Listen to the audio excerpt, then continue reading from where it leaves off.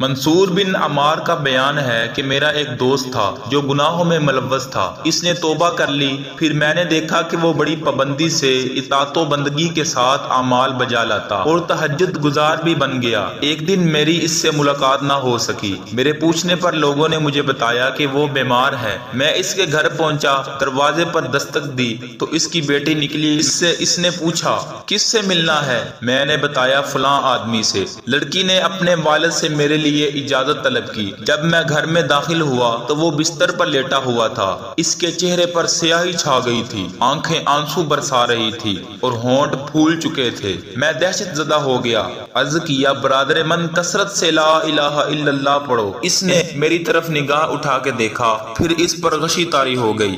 اسی طرح میں نے تیسری مرتبہ بھی کلمہ پڑھنے کی تلقین کی۔ اس نے آنکھیں کھولی اور بڑی حسرت سے بولا بھائی منصور، میرے اور اس کلمے کے درمیان رکاوٹ کھڑی کر دی گئی ہے۔ میں نے لا حول ولا قوت الا باللہ پڑھا اور پوچھا بھائی آخر ان نمازوں، روزوں اور تہجد و شب بیداری کا کیا ہوا؟ وہ بولا یہ سب کچھ غیر اللہ کے لیے تھا، میری توبہ دکھلاوے کے لیے تھی۔ میں یہ سب اس لیے کرتا تھا تاکہ لوگوں کے درمیان موضوع سخن بنا رہوں اور وہ میرا چرچا کرتے رہیں۔ یہ سب کچھ میں نے لوگوں کے دکھلاوے کے لیے کیا تھا۔ جب میں تنہا ہوتا تو دروازہ بند کرتا، پردہ گراتا، شراب نوشی کرتا اور اپنے پروردگار کی نافرمانی میں مگن ہو جاتا۔ مدتوں میرے یہی کرتوت رہے، حتیٰ کہ مجھے بیماری نے آ پکڑا اور میں ہلاکت کے دہانے پر پہنچ گیا۔ میں نے اپنی بیٹی سے قرآن پاک طلب کیا اور اللہ تعالیٰ کے کلام حق کی قسم کھا کر شفا یاب ہونے کی دعا مانگی اور اللہ رب العزت کی بارگاہ میں وعدہ کیا کہ اب ہرگز کسی قسم کا گناہ نہیں کروں گا۔ چنانچہ اللہ تعالیٰ نے مجھے شفا یاب کر دیا۔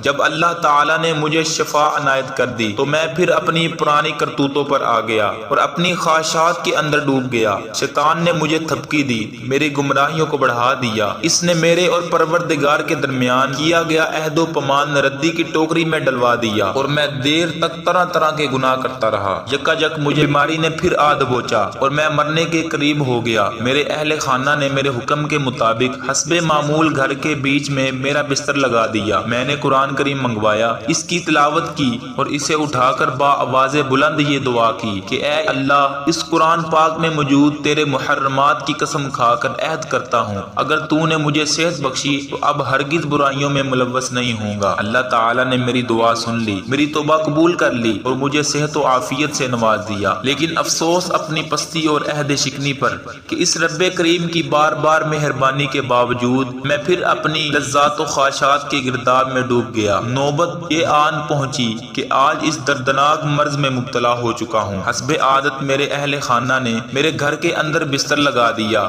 جیسا کہ تم دیکھ رہے ہو۔ میں نے پھر قرآن منگوایا، تلاوت کرنے لگا لیکن کچھ فائدہ نہ ہوا۔ مجھے یقین ہو گیا کہ اللہ رب العزت مجھ پر سخت غضبناک ہے۔